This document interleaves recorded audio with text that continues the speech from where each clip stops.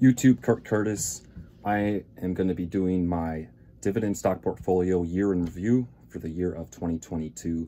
I did this last year. This year I'm going to add a little bit more. I'm going to go into more detail. For those of you who don't know, typically most of the videos on my channel are about selling on eBay. When things are going smooth, I take all the money I make from eBay because it's extra money and I invest it into dividend stocks to build up this dividend stock portfolio. That's how I'm able to fund this. However, this year, you will see, because I'm going to compare this year's numbers to last year's numbers. This year was a terrible year for me. The very first week of the year, I had unexpected surgery, and I was out of work for 3 months. And during those 3 months, I had to use the money I made from eBay to just live rather than invest. So I was completely not investing anything for those 3 months, which is a quarter of the year, which is huge. And also, basically, the majority of the rest of the year, I was figuring out medical bills and all that kind of thing. So I don't know exactly, but I would say like throughout the entire year of 2022, I probably only invested between like $500 and $1,000 into the portfolio, which is not a lot. To put that in perspective, when things are running smooth and eBay is going good, that amount of money would probably be invested within like 2-3 weeks, not a whole year. But the good thing about dividend investing is even if you don't add anything to your portfolio or add very little, if you have your dividends reinvested, you're always buying more shares. Plus, if you have the right companies, those companies are also increasing their dividend. So your income can go up without even doing anything, which is what happened here. I am, for the most part, back on track. So 2023 should be normal. Like, hopefully everything goes as planned and I can start to invest like I used to and really get this portfolio going. But it was pretty decent before that whole thing happened anyway. The first 2 years I started this portfolio, I was investing like hard, or like not the first 2 years, but like for a 2-year period before like the last couple of years.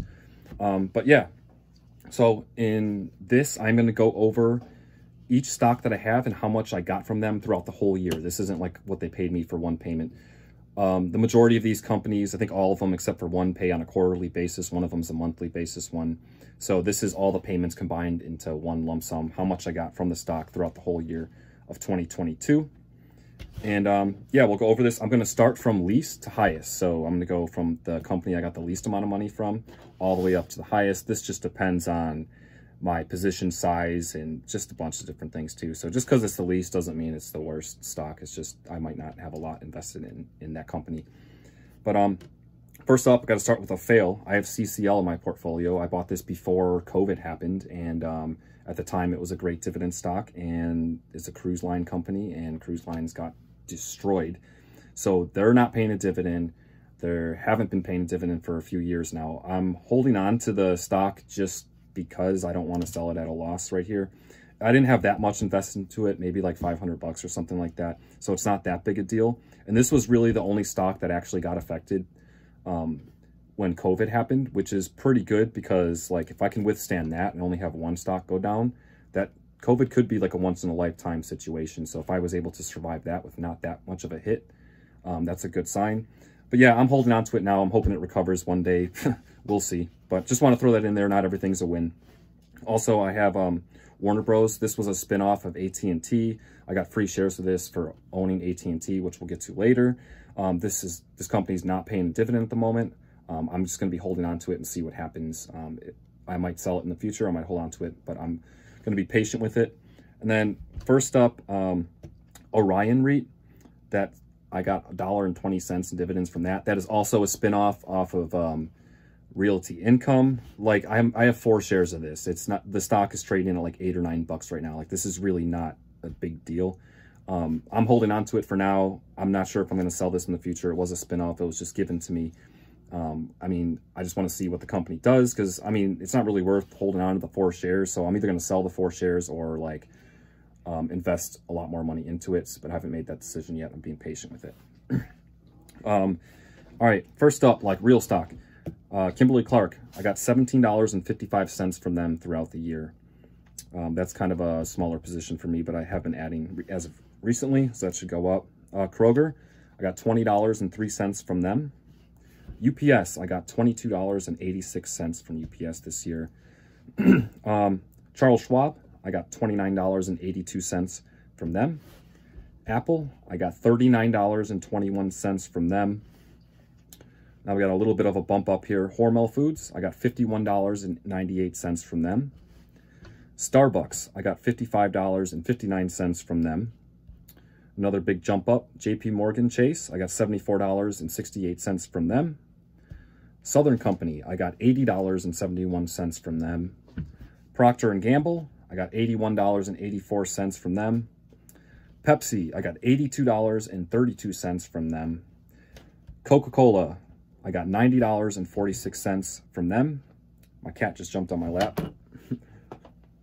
It's Rupert. All right, let's see, where was I? Oh, AT&T, I got $96.47 from them. They didn't completely wipe out the dividend, but they did cut it because of the whole spin-off thing and everything, but still, it's a respectable yield. McDonald's, I got $99.06 from them throughout the year. Now we're hitting the $100 range. 3M, I got $108.67 from them. Johnson & Johnson, I got $125.22 from them this year. And then at the top of the list, Realty Income, I got $138.22 from them. So a total for the whole year, I got $1,215.89 in dividend payments, which is pretty good. That averages out to about $101.32 a month. Now I want to compare these numbers to last year. Last year, I got $1,001.01 in dividends, which ended up being approximately $83.41 a month. So both numbers went up. I'm hitting the over $100 a month average at this point, but the total dividend, like, you know, you could tell it just didn't go up that much. But like I said, my situation and everything that happened, for next year or 2023, I'm going to set a goal to get my yearly dividend income to $2,000. I think that's an achievable goal, but I also think it's going to be difficult to hit. So I think that's a good goal to set. And I'm going to look at this video in a year from now, and, you know, I'll talk about whether or not I hit that goal next year. It's possible I don't. It's possible I do. It just depends on how my eBay store ends up doing for the year. And yeah, other factors as well. So kind of disappointed in the year, but, you know, I've recovered from it. It was a rough year, and it's still nice to see the numbers go up like that. Dividend stock investing, like, a lot of people don't have the patience for it. I get tons of people I talk to, they don't understand it.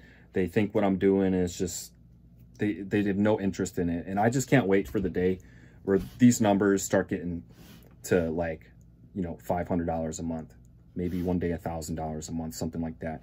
And then people will be asking what I'm doing, and be, I got dividend income coming in. And then people will be interested all of a sudden once they see results. But there's so many naysayers, so many people that, like, I don't know, they just don't understand it and they don't get it. They think it's a waste of time. And it's like, oh, we're only getting, like, you know, this amount of money for that payment. That's nothing. That's nothing now. You got to let it build up. This built up both basically just passively, because, like I said, I didn't invest that much this year. These numbers went up just by letting time do its thing. So yeah, thank you guys for watching. I typically don't do dividend stock videos on this channel that much anymore, but I do like to do this. I like doing the year in review type thing. It seems fun, and it also just lets me just see what went on throughout the whole year.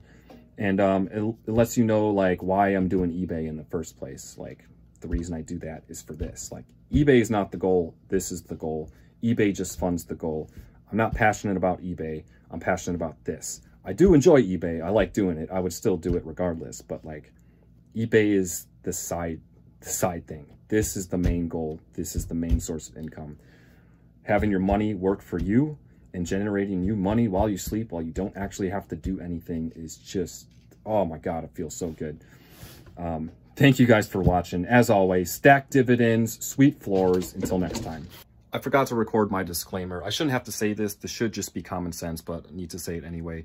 I'm not a licensed financial advisor. This video is not financial advice. It's for fun and entertainment purposes only. I'm just documenting my journey here on YouTube. If you're going to invest in the stock market, don't just copy off of some random dude off YouTube. you got to do your own research and see what works best for you. Everyone's strategy is going to be different. Just because some stocks work for some people, they might not work for others. It just depends on your strategy. Everyone's going to be completely different. Thank you guys for watching. The only thing I collect is dividends. Sweeping. Stacking. Oh, I'm sweeping. I'm stacking.